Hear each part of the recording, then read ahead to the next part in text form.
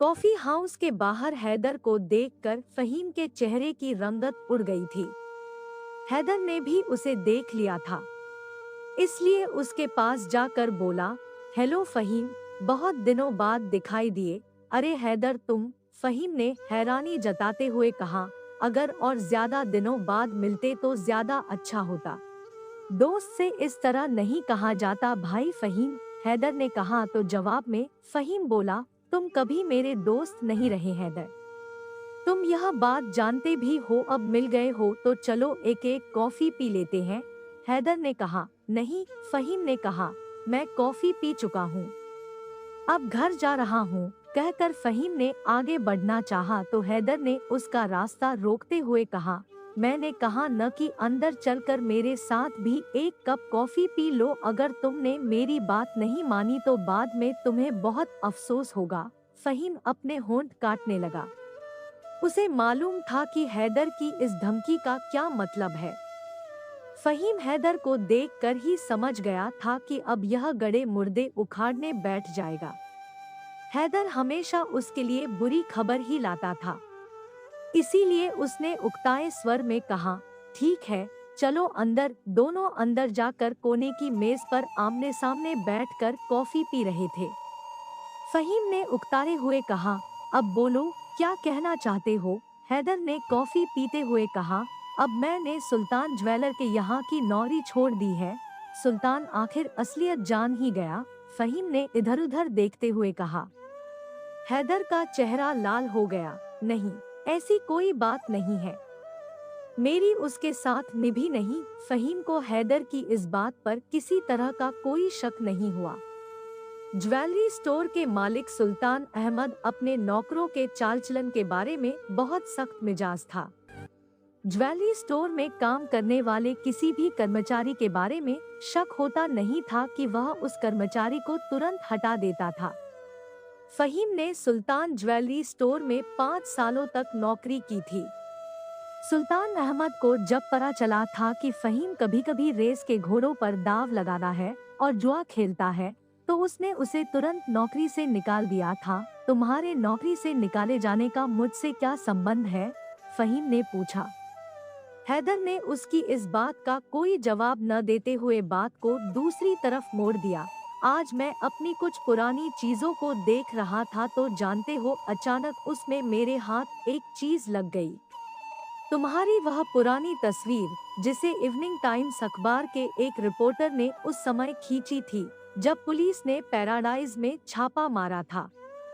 उस तस्वीर में तुम्हें पुलिस की गाड़ी में बैठते हुए दिखाया गया था। फहीम के चेहरे का रंग लाल पड़ गया। उसने रुखाई से कहा, मुझे वह तस्वीर याद है। तुमने वह तस्वीर अपने शराबी रिपोर्टर दोस्त से प्राप्त की थी और उसके बदले मुझसे 2 लाख रुपए वसूलने की कोशिश की थी। लेकिन जब मैंने तुम्हें रुपए नहीं दिए तो तुमने सुल्तान अहमद से मेरी चुगली कर दी थी। तब मुझे नौकरी से निकाल दिया गया था। मैंने पिछले 4 सालों से घोड़ों पर कोई रकम भी नहीं लगाई है। अब मेरी शादी भी हो चुकी है और मेरे पास अपनी रकम को खर्च करने के कई दूसरे तरीके भी हैं। बिल्कुल बिल्कुल, हैदर ने हाँ में हाँ मिलाते हुए कहा, और अब तुम्हारी नौकरी भी बहुत बढ़िया है बैंक में। यह सुनकर फहीम के चेहरे का रंग उड़ गया। तुम्हें कैसे पता? तुम क्या समझ रहे हो कि मेरी तुमसे यहाँ हुई मुलाकात इत्तेफाक है? हैदर ने भेड़िए की तरह दांत निकालते हुए कहा। फहीम ने तीखी नजरों से हैदर की ओर देखते हुए कहा, ये चूहे-बिल्ली का खेल खत्म करो।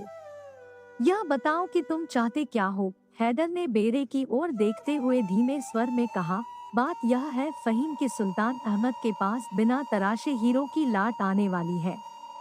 उनकी शिनाख्त नहीं हो सकती और उनकी कीमत करोड़ों रुपए में है। यह सुनकर फहीम के जबड़े कस गए।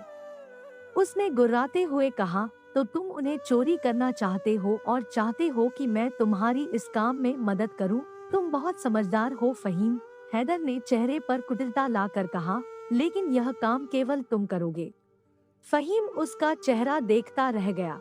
तुम्हें याद होगा कि सुल्तान अहमद अपनी तिजोरी के ताले का कॉम्बिनेशन नंबर हर महीने बदल देता है और हमेशा उस नंबर को भूल जाता है।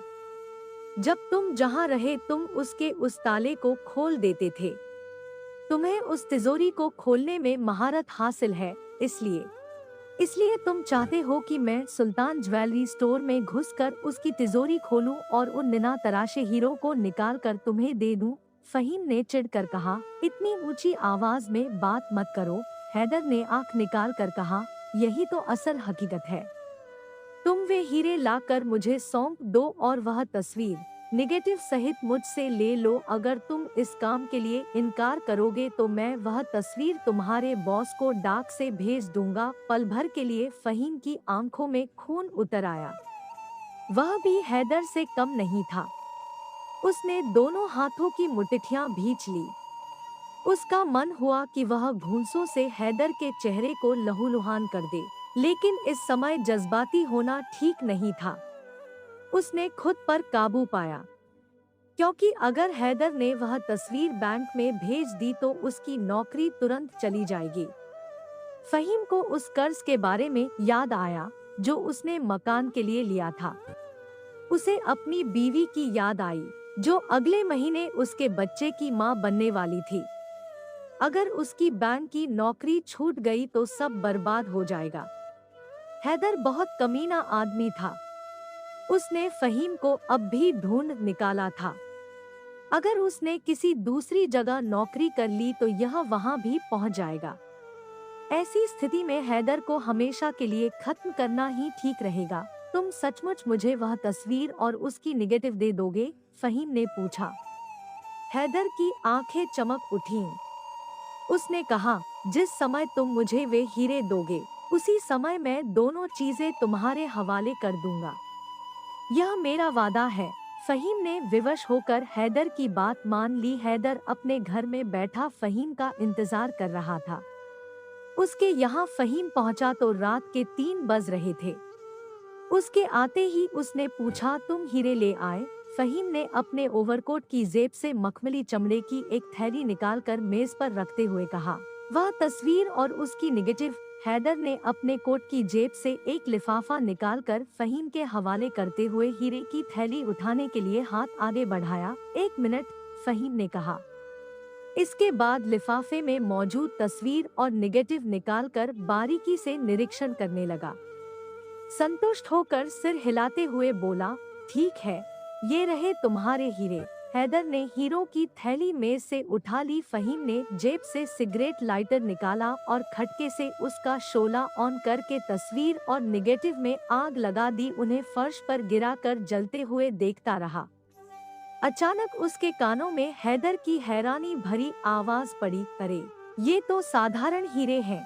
फहीम ने तस्वीर और निगेटिव की राख को जूतों से रगड़ते हुए कहा, हाँ, मैंने इन्हें एक साधारण सी दुकान से खरीदे हैं। यह सुनकर हैदर फहीम की ओर बढ़ा और क्रोध से बोला, यू डबल क्रॉसर, तुम समझते हो कि इस तरह तुम बच निकलोगे? कल सुबह मैं तुम्हारे बॉस के पास बैंक जाऊंगा और उसे सब कुछ बता दूंगा। हैदर की इस धमकी से साफ हो गया था कि उसके पास तस्वीर की अन्य कापियां नहीं थी। फहीम दिल ही दिल में खुश होकर बोला, हैदर, कल सुबह तुम इस शहर से मीलों दूर होगे या फिर जेल की सलाखों के पीछे पाए जाओगे। क्या मतलब? हैदर सिटपिटा गया। मेरा मतलब यह है कि मैंने सुल्तान ज्वेलरी स्टोर के चौकीदार को रस्सी से बांध दिया है। छेनी की मदद से तिजोरी पर इस तरह के निशान लगा दिए हैं जैसे किसी ने उसे खोलने की कोशिश की हो लेकिन खोलने में सफल न हुआ हो। ऐसे में सुल्तान अहमद की समझ में आ जाएगा कि यह हरकत तुम्हारी है। इसके लिए मैंने तिजोरी के पास एक विजिटिंग कार्ड गिरा दिया है जिस पर तुम्हारा नाम और पता छपा है। वह कार्ड कल रात ही मैंने छपवाया था। अगर तुम्हारा ख्याल है कि तुम सुल्तान अहमद को इस बात से कायल कर सकते हो कि तिजोरी को तोड़ने की कोशिश के दौरान वह कार्ड तुम्हारे पास से वहां नहीं गिरा तो फिर तुम इस शहर रहने की हिम्मत कर सकते हो। लेकिन अगर तुम ऐसा नहीं कर सकते तो बेहतर यही होगा कि तुम अभी इस शहर से भाग जाने की तैयारी कर लो। मैंने सुल्तान ज्वेलरी स्टोर के चौकीदार को ज्यादा मजबूती से नहीं बांधा था। वह अब तक स्वयं को रस्सी से खोलने में कामयाब हो गया होगा। हैदर कुछ क्षणों तक फहीम को पागलों की तरह घूरता रहा। इसके बाद वह अलमारी की तरफ लपका और अपने कपड़े तथा अन्य जरूरी सामान ब्रीफकेस में रखकर तेजी से सीढ़ियों की ओर बढ़ गया। फहीम इत्मीनान से टहलता हुआ हैदर के घर से बाहर निकला। बाहर आकर बड़बड़ाया, मेरा ख्याल है कि अब हैदर कभी इस शहर में लौट कर नहीं आएगा।